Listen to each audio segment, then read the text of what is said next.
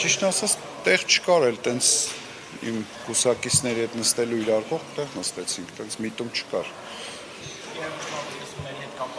Փաստորեն Հայաստան դաշինքը նոր հայտարարությամբ հանդես եկավ, որ միանում է իմպիչմենտին, այս անգամ հավատալ, որ տեխնիկական խնդիրներ չի լինի։ Գիտեք, գալուց մի տեսակի ելույթ էի նախապատրաստել, հիմա ավելի մի քիչ կփոխվի երևի թե ելույթս, իհարկե ողջունելի էր այդ միանալու պահը, իհարկե իրենք պետք է տեղափոխեն այդ ստորագրությունները ըստ օրենքի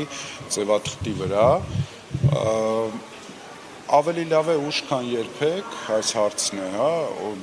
արդիական, այստեղ ստացվում է, որ արդեն խնդիրը պետք է տեղափոխել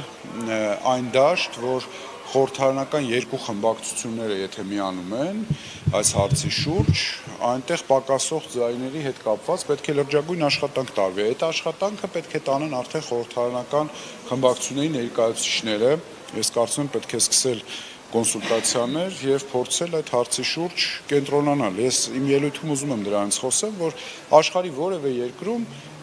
իմպիչմենտի գործընթաց չի սկսվում այն դեպքում, երբ որ բոլորը պատրաստ են արդեն քվեարկել։ Նման բան չկա։ Հետևաբար դա նորմալ է, որ չկա բավարար ձայներ, բայց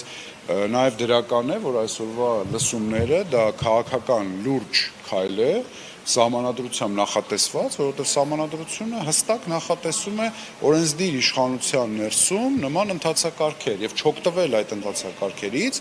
դա առնվազն չգիտեմ ինչ է, որ մենք անդադ դրա մասին խոսել ենք այս անցնող ամիսներին, որ ինչումն է ձգձգումը,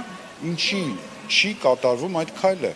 Հետագան ինչ կլինի, դա քաղաքականության մեջ կներեք անիմաստ խոսակցություն է, որովհետև որևէ բան չի կարելի պլանավորել մինչև վերջ եւ իմանալ թե ինչ է լինելու։ Սա գործընթաց է, եւ այդ գործընթացը պետք է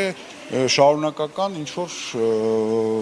դժվարություններով անցնի, հաղթահարվի։ Հիմա տեսնենք ոնց կլինի։ Չեմ ուզում շատ ինչ որ տենց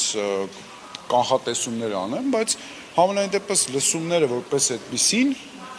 կարծում եմ լավ առիթ են եւ համախմբման, եւ քննարկման, եւ նոր առաջարկներ լսելու, եւ նաեւ հետագա քաղաքական գործընթացները առաջ տանելու։ Սա լուրջ հարթակ է այդ